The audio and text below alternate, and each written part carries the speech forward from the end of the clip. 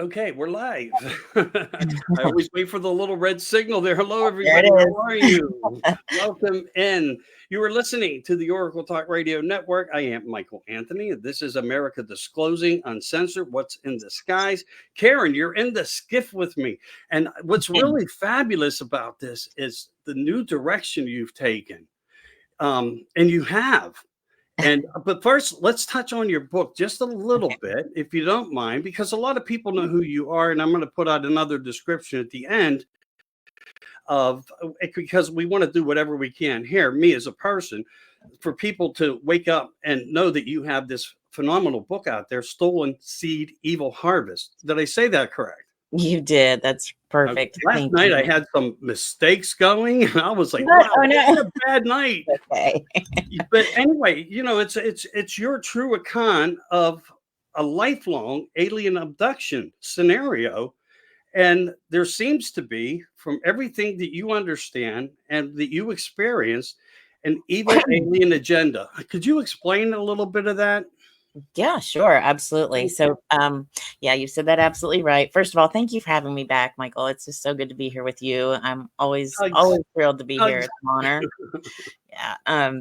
And thanks for sharing that information about the book. And yeah, I try to um, walk through with the reader what happened to me and then what I learned through that process about what I think they're trying to do. And a big part of it is, I really think they're infiltrating into society, not just here in America, but all over the world, based on what I've seen, experienced, and people I've talked to. I've talked to experiencers from every corner of the world, every continent practically. And this is everywhere. And all of these people, especially the women, have gone through these similar scenarios to what I write about in the book, where they have the missing pregnancies, where they've possibly seen their hybrid children like I had, and that there is a really nefarious, a highly secretive thing going on here. And I've seen humans working alongside these entities. So we know that there are possibly agencies involved. I don't know how they're related to our governments or what have you, because none of that information is shared, obviously. But and I believe that there is a hybridization program going on right now, and that has been going on and continues to go on to this day. And in the words of Dr. David Jacobs, who wrote that book, Walking Among Us, I do believe they are walking among us. There's a lot of proof out there that they are. I would agree with that. From uh, people that I've talked to and people that have been on the show that tell their stories, the commonalities are all there. The one thing that I wonder about, and maybe you could set the record straight here a little bit in some way, or give an opinion, a thought. Do the females versus the males in abduction scenarios, if Mhm. you have any information on this, are the males put through the same type of scenarios as the female? Now, we know that the females are being impregnated Mhm. in some mannerism. A lot isn't always remembered, but the woman knows that they know. Oh, yeah. But do you think that there's just as much of an influx of uh, this abduction scenario for the purpose of hybrid and alien hybriding? I do. I've talked to a lot of men who have been utilized, who've had their sperm taken, who have had these crazy, unexplainable experiences, who remember the experiences. People like Al Matthews, who Mhm. appears in many of LA's documentaries. He's a good friend of mine. We talk quite often, and he had those situations happen to him, just to name one of many that I've talked to. So I do see it happening to men, and it's different clearly for men to women because I think they're utilizing women's bodies more as incubators. I mean, we don't know if what they're putting in is actually a fetus that came from one of our eggs, or it could be anything. We just don't know because it's Wow. taken out before we see it. But we're being utilized in ways that are very invasive and painful and terrifying. And for the men, it's been just so terrifying as well and very just violating. To hear men tell me how violated they've felt, from my experience, a lot of the men I talk to aren't comfortable sharing those kinds of feelings, but it comes out right away. That's how terrifying the experiences they've had have been. So I think it takes a lot for a man to admit that. Um, and yeah, so I've seen it on both sides for sure. Well, it's something that sticks in my head because I don't get to talk to a lot of men to talk about it. Women will come to me and say, Michael, I'd like to be on your show. I'd like to discuss it a little bit.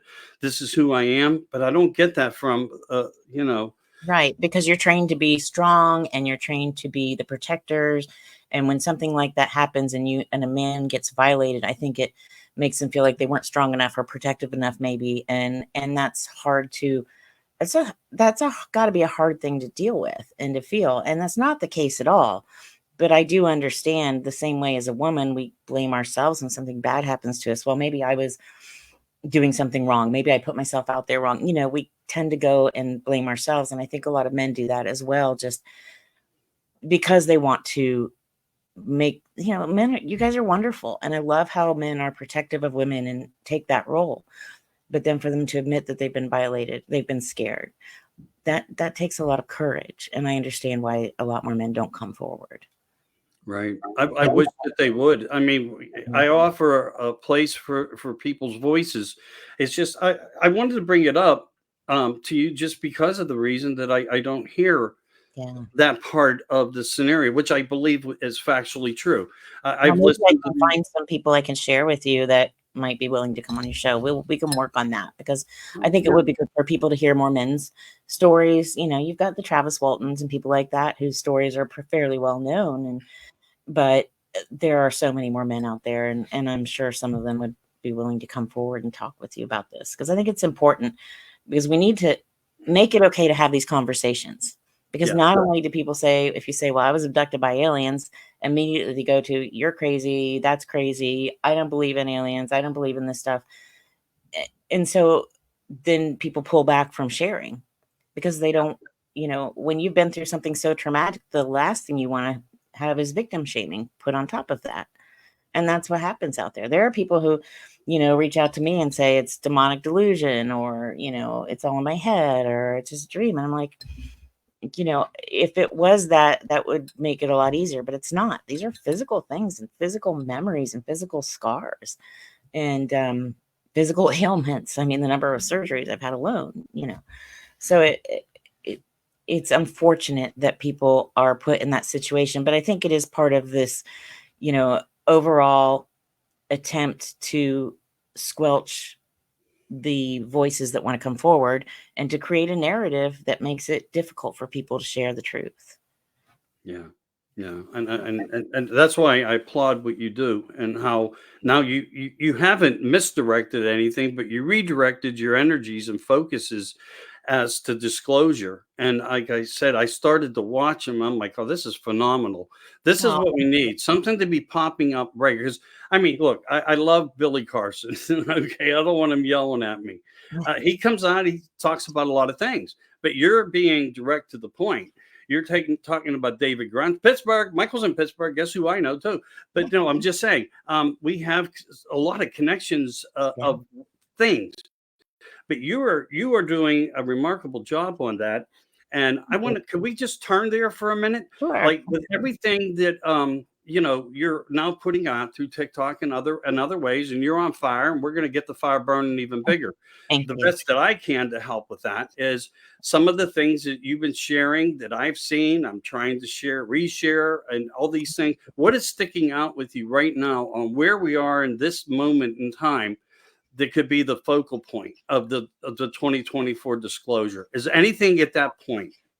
Yeah, there are a lot of things. The reason I'm kind of sharing some of the things that I am now is I'm trying to lay some foundation and some groundwork for people with some definitions and some information that might seem a little esoteric or strange. Things people are like, what is a skiff? Or, what is NHI? Or, some of these, they throw around a lot of acronyms and a lot of information and a lot of definitions that people don't have the time to go look up. And they keep changing things as well, too. So I'm trying to offer that information so that the general public will have an idea of what this means and where we are now.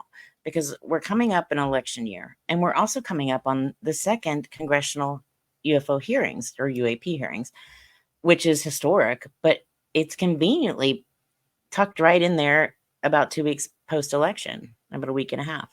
And I'm like, is this going to get ignored, swept under the rug?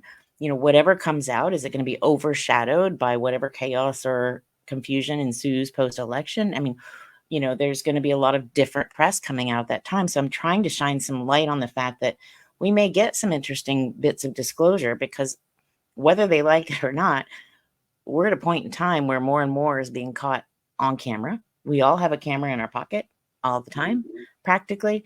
I'm seeing more than I've personally ever seen. I mean, I've got pictures, I've got videos of things that I've seen, and I've always seen them. What we call UFOs, unidentified flying objects in the distance. Obviously, I've had close up in personal encounters as well, but I'm seeing more activity, and I'm seeing more reports from people of activity than I've ever seen before. And it feels to me like it's really ramping up. So I think it's important to start sharing some of this, just laying some groundwork, some base information, so people know what we're dealing with when the government or whatever agency starts giving us more. I mean, we know that movie's going to come out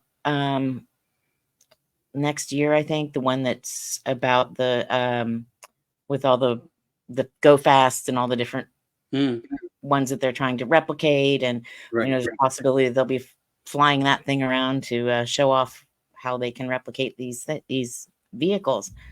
And so that's what I'm sharing, and I'm trying to change it, because I don't want it all to be just about this book and my story. I want it to be about what's going on with everyone, what's going on in the world, and it's okay to have these conversations. And I'm just a regular person sharing information like anyone else, and everyone else could share this information too. So that's kind of a long answer to your story, or to your question. But the other thing that concerns me is if they are going to start bringing these things out on public display, which is possible, right? I mean, we've heard rumors that they're going to start bringing some of these craft that they have out and trying to fly them. I've been in those craft. I've flown those craft. You have to know a lot to do that. And it's not like you can go to pilot school to do that. It's a very mental game when you're in there doing that. It's not about mechanics and controls. These ships are alive in a way that it's really hard for me to describe, but they're both tactile. They're both machinery and alive at the same time. Right, and if so, they're not going to, how are they going to replicate that first? And how far ahead are they from what we can imagine? And I'm saying the groups who are reverse engineering and re-engineering these craft. And if they are going to fly one, if it's one that they've recovered, who's going to fly it? They're going to almost need someone who's been an experiencer, had been in one and flown one. And a lot of us who've been taken have. We don't talk about it because we don't want to glamorize it. It wasn't a glamorous thing to be taken. But there were times when, but it was all a grooming process and a teaching process, because they thought I would stay with the program forever. I didn't. So who are they going to get to fly them? I have so many questions about that. And that's why I'm trying to bring a lot of this to light, because I think we're all going to have a lot more questions sooner rather than later. Yeah. And there's a big positive plus that's going on right now, a vibe trending. And I did a couple shows with Jim Goodall, great guy. Oh yeah, he's great. He's really good friends with Bob Lazar. And Bob has something that's going to be presented in Las Vegas, I'm thinking very soon, plus a movie, to where he may have something in his possession, and he may, in fact, before anybody else discloses that these things can fly, I believe he's actually completed a model of something per se. And it's going to be fascinating. So I'm looking forward to that. But one of the other things that I look at, what if we are in our military in ways has been held back, and the technology from the others of the deep state, or the black shadow product movements and things like that, whatever you want to call them, actually have this technology above us, and it's just them maybe perhaps tinkering with our own military bases, shutting off, just in case of a day where we would not agree with everything, and they would want to then show the sophisticated AI GI, where it's AI teaches itself, but at the same time, it goes to another level of the GI where, it's, generating intelligence to further develop its own self. Mhm. And you're basically explaining, I think, in a way that I could be wrong, but this could be how man with machine works and why they want to transhumanize people and why they want to utilize things that will mess with humanity and Yeah, many levels. yeah, And this super soldier, super UFO, super airplane, super flight systems. But what if it is them that's toying with us on many levels? Now, I don't think that's what I experienced the two times when I had to deal with it, because I just didn't feel that. I just felt like, ooh, okay, what did I get myself into? you right. know, And you feel that fear for a real reason because that's innate. It's in our cells. It's in our DNA. I mean, right? newborn babies will you can show them a picture of a cuddly bunny and they'll smile, and you can show them a picture of a rattlesnake and they'll jerk back. It's innate in us to be afraid of things that are dangerous. Yeah. It's built into our DNA. So I think what you experienced, what you experienced, Yeah. what you felt. It's And kind of like seeing a ghost. I mean, we learn these things that are like, ooh, they're kind of spooky. They're unknown. What are they? And when it doesn't matter if it's a machine, a machine can scare you just as much as, a shadow man, right, encounter. right. Fear is fear, and that's Yes. where we're at. Yes, definitely, definitely. Yeah, it'll be interesting to see. I mean, I know for me, it was directly these entities that were interacting with me and that were taking me against my will. But did I see what looked like humans also working alongside them? Yes. Could some of them have been hybrids? Oh, definitely. But I know some of them were humans because they were warning them and giving them constantly reminding them not to talk about what they saw and Mhm. constantly warning us not to interact with the people working there. So they wouldn't do that if it was a hybrid or someone who is, shape shifting to look human, which they Right. can do.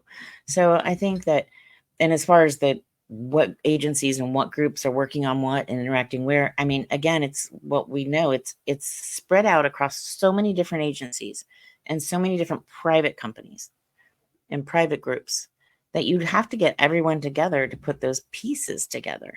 And I do think that's what some of these congressional hearings are trying to do. I think that there are some people with very good intentions there, but I can't see that they're going to be able to get all those pieces together. And what's going to happen at some point is it's going to disclosure is going to happen whether they like it or not, because these things are just going to show up. Mhm. They're going to get to a point where they're going to make themselves known for whatever their purposes are. And when that happens, the whatever agencies are directing information to the public are going to have to be prepared with information to share to keep people from panicking, because it's going to be out of their control, and it's going to be out of their narrative. It's not going to fit into their nice little narrative that they're trying to create. So Right. I think that's why they're doing what they're doing, I is was so that just going when to that ask you that. happens, that they can say they have a little cover your backside going, saying, "Well, we did share what we could, but within national security, it wasn't safe to share the rest." And there's always an excuse, right? But they're going to say they shared as much as they could safely share and just have a cover for it. And they pretty much set that up nicely to cover themselves. So, but we'll see. I mean, no one knows. We'll have to wait and see what happens. Everything we say obviously is going to be speculation at this point about the future, but I truly believe they're going to show up. And I also agree with L.A. Marzulli. He says when we go up, they show up, and I believe that. I really do. I really do. And there's plenty of videos out there that even back that up. One that you're probably aware of, where we were sending up some test missiles and a UFO came around it and shot lasers from a few sides and shot off, and it was That went missing for a long time, but now suddenly they're allowing it to, because they removed it from my page Oh, once. yeah, Now yeah. they allow it to be on my page. So I think you're right. We're starting to see a different connection where they may be saying the people just know, and how much can, if we keep fighting it, they're going to fight us back harder. But Right. these scenarios like that have been eyewitnessed, and then we have military men, personnel who've been injured by these units Yeah. that come in. And why would we have litigations of civilian uh, litigations against the military from while they were in the military, experience these Yeah. things, and that says a lot in itself as well, in a Mhm. big way. It does. I look back and I think about how Bob Odin tried to tell the world a lot of things, and some of the other great peoples and voices that have been out there in the past. And then you have a young man like David Grunge that comes out, and his narrative I thought was, uh, of for the betterment of disclosure. Do you think that he followed that suit through? Do you think he was restricted Oh, yeah. in a big way? Because he did talk about the skiff, and that's one of the reasons I put welcome to my skiff, because we can talk about this and don't have to worry about taking it Right. into a private Right. conversation. We can have it right here, just like you want. Exactly, because we're not beholden to anyone for anything. And there are so many ways that you and I could live a very comfortable life if we were to agree to certain parameters, let's say. But I Yeah, don't want to do that. I don't want to do that because then I can't share this truth. And so I'm okay with that. Um, yeah, I think David Grush held quite a bit back. You could tell by the look on his face. You could see that there were things he wanted to say that he couldn't say. I think he's one of many, many people that other people that wanted to come forward that either couldn't or were scared off. Um, I will be really interested to see who comes forward in these next hearings. They are hinting at that there's quite a comprehensive list of people coming forward to share more information. A lot of military, a lot of ex-military, supposedly. And I think Nancy Mace is a good person to chair this one because she asked a lot of good questions last time. She's like, are you saying we have non-human biologics? Are you saying we have crash crap? yeah, She's asking the direct questions that people wanted to hear because they weren't answering questions. They were putting those things aside, it seemed, and going, well, we'll talk about that in a skiff.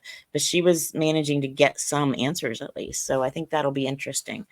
As far as the injuries go, yeah, there are so many people who reported injuries from this, from having any kind of exposure. I was exposed. I've had so many exposure type related injuries. And I'm going to do a little plug here for L.A. Marzulli's latest book, Rungs of Disclosure.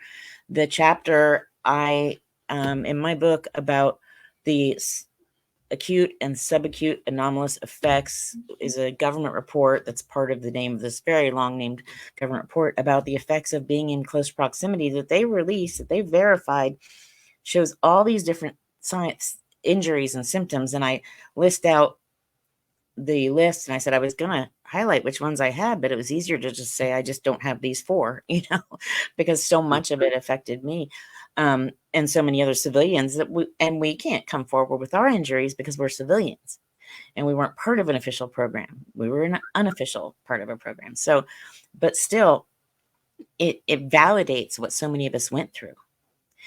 And at least some people who've had these injuries may actually be able to get some help for what happened, you know, because there are a lot of people who are injured and affected by this, and still today are being injured and affected by this. There are levels of radiation that we shouldn't be around. There are experiments they're doing that should never have been done. It's like being a lab rat. Nobody cared. yeah, They didn't put any value on my life except that I was a good breeder. And I think that, to that end, that saved me for much of my life because I was valuable to them. And so I wasn't hurt in more distinct ways. than I could have been, that others were. So, but yeah, that is in this book, and I highly recommend this book, his Rungs of Disclosure book, because it really pieces together everything that's happened since Roswell, since 1947. And then to the big 2017, the New York Times, Black glowing orbs and black money, or I think it was called, and everything, and puts it together in a way that makes sense so people can follow what's happened and be ready for what's going to come next, and explains what it all means, because it is very confusing. Yeah, I would agree to that, and I don't, that's part of the whole system of why right now uh, people unifying in some way, standing together, will be able to deal with these things into the future on a much stronger note, because preparations is everything.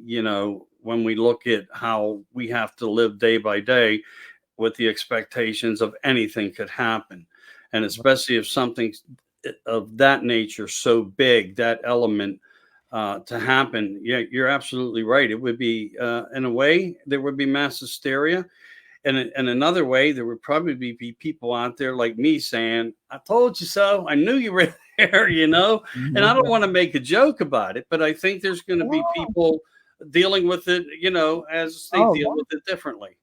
There's a lot of paradigms that are going to be burst wide open, and Oh, sure. that's the problem with this, is people aren't willing to stretch their thoughts wide enough just to let a little bit of this in.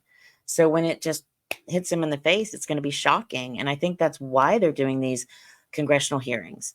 I mean, we are now to a point where the government says, yes, they are out there. Yeah. Yes, we have the craft. Yes, we have the non-human biologics. Yes, Roswell happened. Yes, there are underwater submersible objects that we have been retrieving with the aid of other agencies for years. All of this is out there. All of this is available. But still no one talks about it. Still people want to say, oh, there's no such thing. But they're admitting it. People aren't doing the research like you are, LA does, and many other great people out there that talk about this subject. And that's why I was so strong on it, to try to get to the bottom of, what some people call missing 411. I was below level 7 abduction 911. And why does that mean something to me? Well, there are things below that take place also.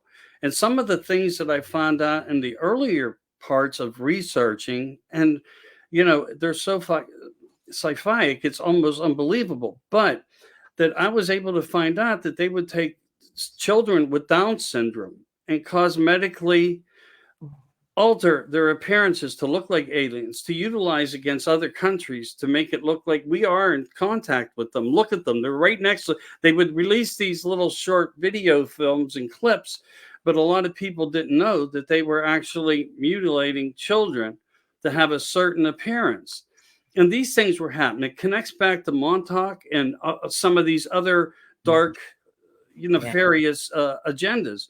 And when we look at the plateaus and the graph lines of how it works, it's a system from politics and politicians and presidents to, generation Y, X, and Z, and to teach them this, to manipulate that, to feed them this, to condition them for that.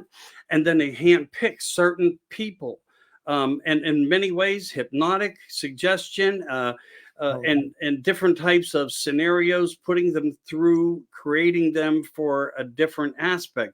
We, as you said, lab rats, exactly what they use humanity for. Do you think the Eisenhower Holloman Air Force Base scenario was factual? Because everything that I find seems that it is 100%. Yeah, there have been some confirmations to that. And I don't have that in front of me, but I do think I put it in the book. And I do agree. I do think parts of it are absolutely factual. I think he started down that road because we're dealing with things that are in a multi dimensional spiritual realm as well as a physical realm. And in order for them to be taking humans, in order for them to be taking cattle, doing cattle mutilations, animals, all these things, there have to be permissions given. It's a very legalistic society. Everything under our God, our creator's umbrella is very legalistic. These things permission has to be given, and someone has to give that. A president can give permission for a country. And so I think he was involved to that level. But beyond that, I think he was very much probably out of his depth and saw what was happening. I mean, there were a lot of warnings. I put, I'm going to read it because I have the quote here, and I'll get it wrong if I don't. But it was Eisenhower's farewell address in 1961, where he said, "In the councils of government, we must guard against the acquisition of unwarranted influence, whether sought or unsought, by the military-industrial complex. The potential for the disastrous rise of misplaced power exists and will persist."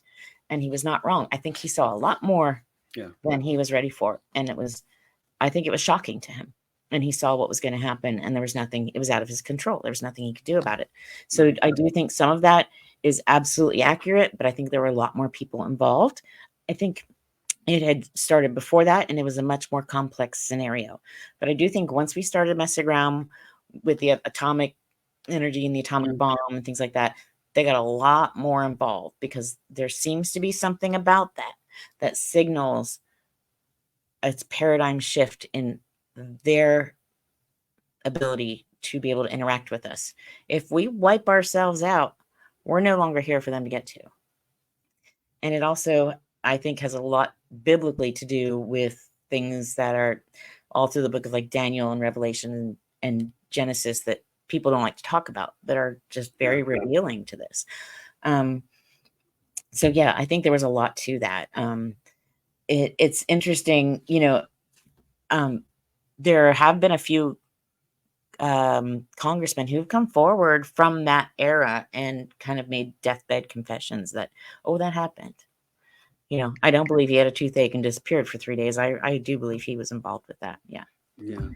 That's some toothache to get repaired, especially a president who gets priority one medical attention at any given time. But then you also have President Reagan, where he made a comment, and I think it was maybe not in his final address, but he addressed it and made a comment. Again, it's not in front of me, but I think he said, under an alien, a threat of some sort, I'm sure you know of it, would we not all as a humanity come together? And I think that was a dire warning for the future of what was to come. And he put it out there the best he could. And anybody who has strength, if you don't go along with the program and understand how strong the structure over the presidents are, they will be a shot will be taken at them until they get the gist of it all.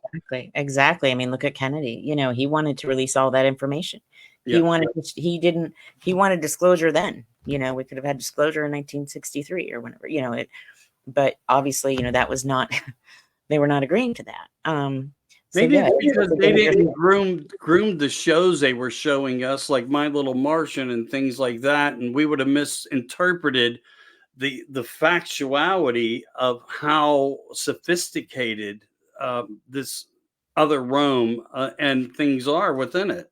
Right. And I think when you identify who and what they really are, it does a couple of things. It changes the spiritual paradigm of the country, of the world, because people will start realizing this is in my religious literature, my biblical literature, it's in ancient texts all over the world. And that they'll see this and realize, wait, we all have one creator. Wait, this is not other worlds. This is all here and then within interdimensional. So we're not going out to, Epsilon, Iridium, or whatever planet it is. It's all here. It's just within different dimensional aspects, or it's underground, or it's underwater, or it's in the second heaven, which is a dimension that we can't see unless our eyes are opened to that. And I think people would panic because everyone was in such a controlled state at that point in time. This is post World War II. Project Paperclip had gone through. I mean, what had started out as this regime had now infiltrated the whole world, and everyone thought, oh, it's over and we're free. No, they're just spread out. Yes. And the same thing continued on. And we're living in what I feel is just a convoluted sense of freedoms. But can you and I really say and do whatever we want? No. We really can't. Yeah. I have to be very careful what I share and what I do on my social media. And I want to share as much information as I can. But I'd be saying a lot more if I could.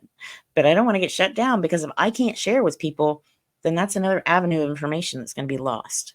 And there just aren't enough avenues of true information like yours and mine out there. And so we have to do what we can to temper our voices to keep them out there. And, there are people, there's a guy named Christopher Sharp who's writing for the Liberation Times. And he's always got some interesting stuff that he's putting out there too. He's the one who put the information out about the USO this past month. I don't know if you read that. Yeah, I did come across some of it. I did. I was Yeah. trying to take some notes from it. Actually what I was doing to Oh, try yeah. to see if there was how much of whatever being explained, if I could go further around again, because a person's writing and it's like, well, let me see if I can find anything out that correlates with all this. And that's what I did. I wrote some notes down, and that's as far as I got. I haven't Oh, gotten no further. But yeah. you're saying this now for, I would assume, the betterment for disclosure on his writing. I do. And I think this is something, I don't think that they would have allowed this to get published if it wasn't going to probably come up in November at the next because this is the kind of thing that would have got stopped. Do you know what I mean? Yeah. Because I'll read a quote from it. It says that they have uncovered details of an alleged program focused on retrieving advanced crafts from beneath the sea, some reportedly of non-human or unknown origin. This alleged program draws on multiple agencies and departments and specialized assets and expertise to carry out the missions. Among those are the Maritime Branch of the CIA's Directorate of Operations, the U.S. Navy, the National Underwater Reconnaissance Office, jointly operated by the Navy and the CIA, and the U.S. Special Operations Command, and the Woods Hole Oceanographic Institute has also provided submergence vehicles to support these retrieval effects. So what he's basically saying is all these agencies who have different bits of this information are working together to pull these things out of the ocean. And they've got these craft too. Not just, we see the ones often. It can be more easily seen when one of these things crashes on land, especially now. A lot easier than in 1947. But when these things crash in the middle of the ocean, we aren't privy to being in the middle of the Pacific Ocean. You know how vast that is. Yeah. To see these things crash, but they are. And then they're going and getting them, and they're bringing them back. How many of these things have they brought back? It could be the Baltic Sea anomaly. How many? It could be an innumerable amount. We have no idea. Yeah. But it could be a staggering number of these things. So we're all hyper focused in on Roswell, but there's so much more. Yeah, you're right. That wasn't one of the greatest events when we look at it, although it stands out. Yeah. And it's It was historic. an amazing event and a historic event. And L.A. Marzulli covered that one really well as well. And those 2 movies he did on Roswell, they went out there, they found debris. They verified that it was of unknown origin, basically. Highly recommend those 2 movies, by the way, as well. If you want more information on Roswell, because that's a lot of interesting boots on the ground, where he went and talked to the Marcel family and different members of the Marcel family who continue to share the same, they continue to validate the information. And so many others who validate this information, found so many witnesses. People knew his information was above many others because they utilized him. Oh, yeah. And I know that broke, in a way, I'm going to say it the way it should be said. They broke his heart because he entrusted people with things and they backstabbed him. They did. They took his Kimbergas footage of that UFO and those aliens. And by the way, I blew that up and looked at the faces in the window. Those are the real deal.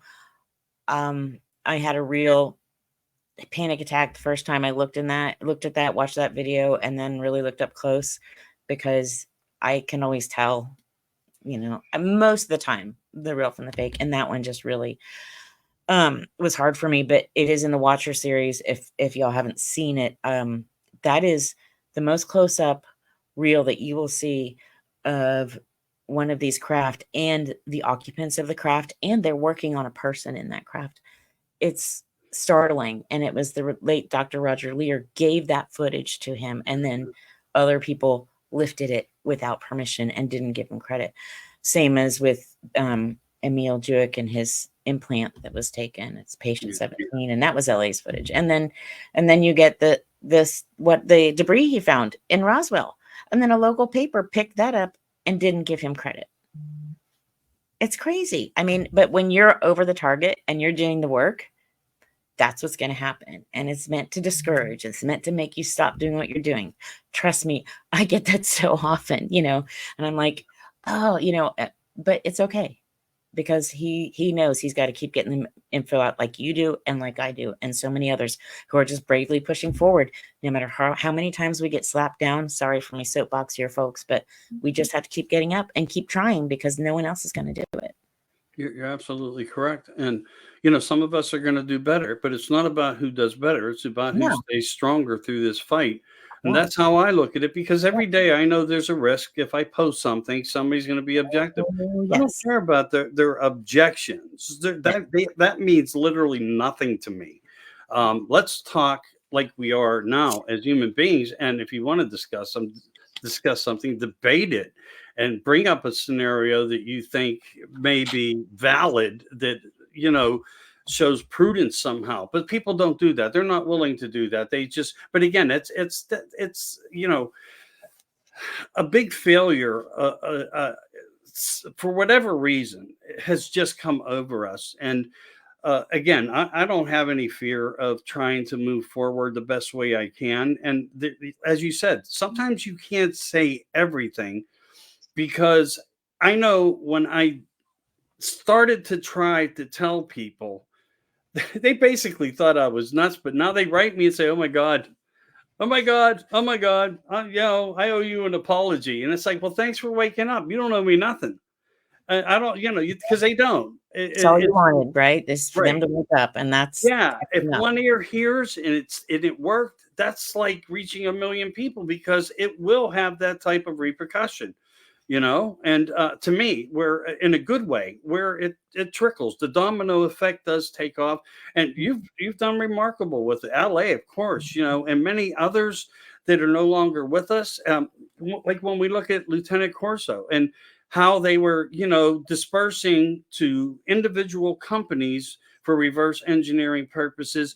And they made sure when they did it, they took it to the best, and they were told to hire the best, but nobody really knew what they were working on, because they broke everything down into unit pieces. So nobody would totally understand, except for him, who wrote the books, magnificent books, that he described how and why a lot of that had taken place, but he disclosed it.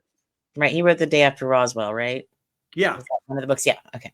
I have the book, but I haven't read it, and it is on my list to read, because he did amazing work. And a lot of the really amazing people in this field aren't with us anymore. But, and I don't know about you, but I've had attempts on my life. I've had attempts on me, and I'm not going to stop. I'm not going to stop. Because I'm already. What else? Yeah, I hear you. It's funny that you bring that up, and I haven't. I will say that. I mean, I've had things come through mail. I've had things come through Messenger. I've been offered. There was an offer of money for me to just kind of shut up, and it came from actually a Rothschild. Now, I don't know if it was somebody playing a game, just creating a narrative of a fictional person in their mind who goes around and plays on people. But he was like, come aboard, watch how your life changes for the betterment. And I'm like, I click, I didn't pay it no mind, but that came across. And the first thing I thought about was Stephen Greer, when he said that he was offered a mega stash of treasure and money to just go away and shut his mouth. But, we're all staying in it to have less, to do better, and to disclose. Right. And they shadow ban us, and they tap our accounts and everything. Like, I think my Facebook has been stuck on 74.49 for a month now. And it's so funny because, I appreciate so much everyone who's come on board and is listening and following and supporting me in that. You all mean the world to me. And it's so funny to watch everyone continue to come on board. And I'll post about how many wonderful people are joining us. but the number doesn't change. And that's okay, because I'm not doing it about the numbers. But it is funny because I was like, I just noticed that just today. And I'm like, huh, isn't that funny? I'm like, well, it's a good thing I'm not worried about that because that won't bother me at all and that won't stop me at all. So, I've had America Disclosing on, and I put so much information, genuine good information from all you guys out there that I have respect for. And it hasn't grown in 4 years. It hasn't. I'm in the 750 issues, and I'm like, this should be 75,000. But when I look at my viewers and plays and some of the other language that some other social media platforms use, I can tell what they're doing. And I even called them out on it. And then they fixed my numbers at one point. They actually did. I was able to prove to them where my numbers were showing a true somewhere shared. And then, but on my page, it showed like frivolous nothing. And I'm yeah. like, how can that be? So they fixed them. But now I know somewhere in the last month and a half, I probably, or 2 months, something like 50K done. Yeah. And that's okay. I go into American Crisis, something that I supported for the last 8 years and worked my butt off at. It's like 62 people in it, but yet I get thousands of views when I do it. The last show I did with a couple young ladies, we did just on my own Facebook page, was 3,100. Now, how are you telling me I don't have any? There's only 60 people in this group, but it's what they do. It's how they want to hold us back, suppress us, shut us up. Because we say too much, but saying not enough isn't no good either. You're part of the problem. Right. You can't not say, I can't remain silent, and I'm not going to lose faith just because they make me think I'm not reaching anyone.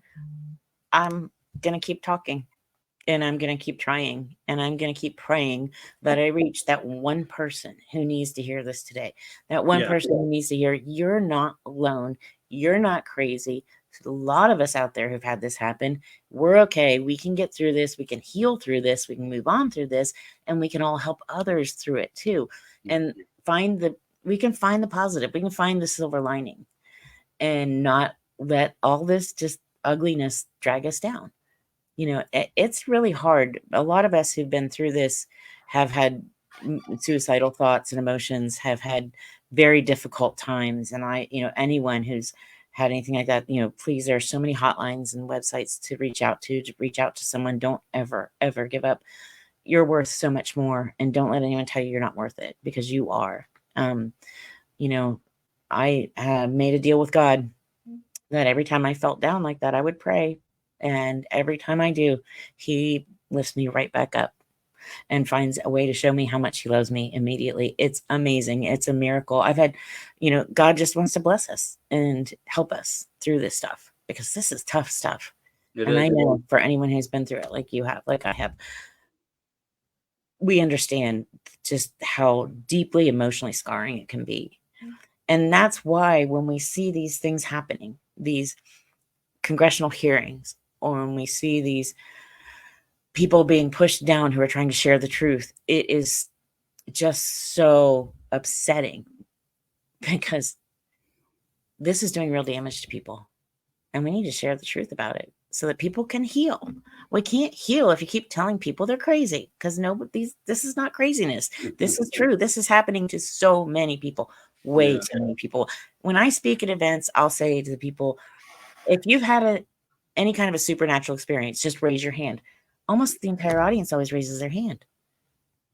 It's always at least half, if not more. Or it's not that it's strange, but isn't that strange? Yeah, that just shows you it's everyone.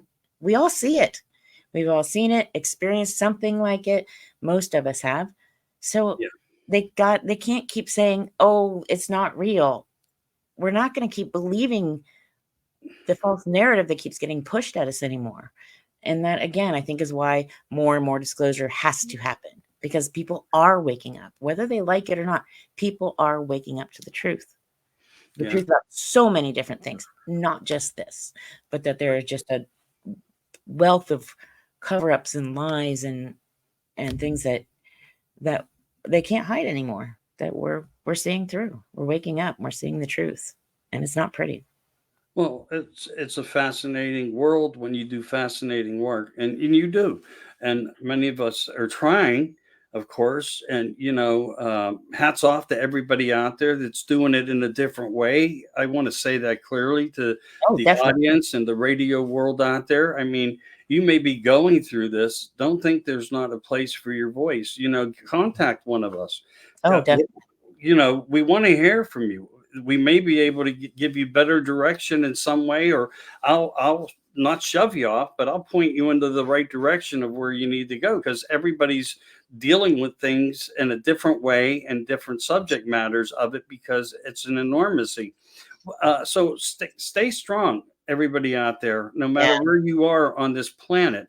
These things are happening, and if you need to reach out, you can get one of us somehow, some way. Follow the shows.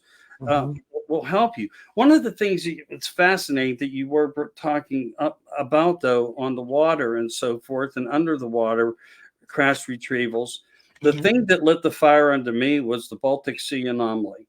And from there, I started the research. And then it took me to some islands, private islands, some not even on maps, but were amazingly being shared by some amazing people. And they were government uh, aquatic um, installations. So these things were put up by the government on some of these small islands, and they were taking a certain kind of dolphin. And by the way, this certain kind of dolphin, you're not allowed 50 feet near if you happen to come to it. And the reason why is they lost some of these dolphins and they had cameras on them. They were following the dolphins. They were taking the dolphins, putting them in certain areas. They were training them just like they do at SeaWorld. I mean, they're trainable to some degree, and they would take them out near them. They would go down first with the remote control units and so submersibles that they had, these mini submersible robotics that they were putting in, and the dolphins would go down, know what to look for, what to find, and we're doing basically sending back, transmitting through a televised network of video to them. So they were actually using them, and there was two of them that I found that were out on islands. Now one is no longer there. The other one I don't know. It's kind of fallen off the map, off the radar. But you're not even allowed 50 feet of one of these dolphins. I can't think of what they're called, but they're the lighter, the snub nose kind of a dolphin. 50 feet within them, and I guess who's really going to enforce that for one thing. Wow. But they If they're do. cameras, then they'll know when you're near them, right? So they're in everything, whatever it takes to get to the next level of, Right. I guess, retrievals, in one way. So I just wanted to throw that in there, that we Yeah. do had, and maybe it's had at this point now, to this system that was also in place somehow. And maybe they were trying to farm and create something of a different species along with it. Who's to say? Oh, yeah. But yeah, I just wanted to throw that in there for you. Oh, no, that's really interesting, and I'm gonna look into that more, the dolphin thing, because I think that's fascinating. There's just so much under the water that we don't see, we can't see, we don't understand. We're told, I'm a scuba diver, we're told, it's only safe to dive to a certain depth, and that is true, because there are certain things that happen, and I won't go into the mechanics of that. But there are different ways through commercial diving that you can go deeper, much deeper. Yeah. It's not made available to most people. We don't see anything below sort of 100 feet in the water as humans going down to explore. So we're looking at some fish and some coral, maybe some shallow wrecks, and that's about it. So imagine how deep are our oceans? Well, there are areas where you could put 20 Empire State Buildings end to end, and you won't reach the bottom. So if that gives you a feel for how deep it is, imagine what's down there. There could be entire cities, entire ecosystems, entire countries and nations that we don't know. But I do know that when I was taken, I wasn't taken off planet. I was still here. I was taken underground or underwater, and I don't know if it was underwater. I just know I was going underground, and that could have been either under solid earth or underwater, either one. Because once you're below surface level, it's really pretty much the same thing. I'm not saying that the pressure from the water is different than the coring out the earth, but you know what I mean? You don't know where you are when you're underground. But there could be, we just don't know when we don't have the ability to see what's under the water. It's a perfect place to hide. Yeah. It's a perfect place to hide, and we don't have a way to look down there. So there's so much that could be hidden right under our noses and right under our feet that we just can't see. Why do you suppose the fascination with space is so much bigger when we have something at our grasp here that we could be, what you're describing, of the unknown of the land under the water? It's like a red herring. It's like one of those, hey, look over here, not over here. So they're making it seem so fat. And it is, God's creations in the universe are fascinating and beautiful and all that. But if you create something, if you create a mystery, ooh, let's all go look at this. We think there's something really cool out here. You're not going to look at what's right in front of you that's actually really cool. And nowadays, it doesn't even matter because everyone's doing this all day, looking down at their phone. No one looks up. No one looks out. No one looks around. I'm guilty. Yeah, I have had so many cars try to hit me that I am the queen now. I try to be of situational awareness. We literally step off a curb and a car would go right by. And I'm like, okay, this has happened too many times to be coincidence. So now I just don't, my phone is not in front of my face when I'm walking around. Let's put it that way. No, but I hear you. Everyone's looking. I mean, nobody's looking up. No one's looking at each other. No one's looking at each other in the eye. No one's watching what's happening around them. They're looking at the phone. They're looking at the videos. I mean, that's not real life. Look at that Super Bowl ad that had UFOs craft going over, and they're like, we're here. And nobody's looking because they're all looking down on their phones. Right. And broadcast it to the phone. Everyone's like, oh, they are there. Okay, they're there. It's not wrong. Symbols are everywhere. Yeah, it is. I think in a way, I mean, we're being told, and I don't know what side, if you want to call it the white hat, the black hat, or whatever hat it is, but somebody's doing it for a reason, for some reason. And I agree with you too. I go out and it's like, I'm driving and it's like, I'm doing 65, I'm 5 miles over, whatever. And these cars are flying past. I mean, just across from where I am right now, every single day cars are rolled over. Nobody just seems to care after the implosion of what we suffered in 2020 and the ailment that allegedly took us by storm. Speaking of awareness, I just want to say I am praying for and thinking about everyone in the path of this, that was in the path of Helene, and everyone in the path of Milton right now. I know that there are just so many people affected by this, and so many people's lives are uprooted by this. And I know there are a lot of conspiracy theories out there about weather and things like that. But right now, I don't want to focus on any of that. I just want to focus on the people in need and the people who are hurting and the people who are scared and the people who are, in the path of this, that you just know that I'm praying for you and I'm thinking about you. And my heart goes out to you. And to everyone that we talked to today too, you can reach out to me through my website. You can find my email there. You can email me anytime. I will get that personally. It doesn't go through a social media person or anything. It just goes straight to me. And I answer those myself. So please, if you need to reach out, please reach out to me. I do want to hear from you. You're not alone. And no matter what it is, whether you've had a supernatural experience or you're just going through these hurricanes and you're scared and you just want someone to know that you're there, I want to know you're there. And I care. And I'll pray with you and I'll pray for you if that's what you want. So just know that. I just want to put that out there real quick because I know we're getting close to our hour, and I meant to say that in the very beginning, and I know you have an enormously busy schedule, a lot going on, and I appreciate you spending your hour with me. Thank you for doing that.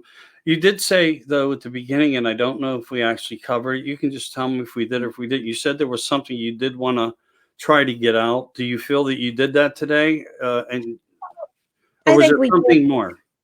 I think we covered a lot of it.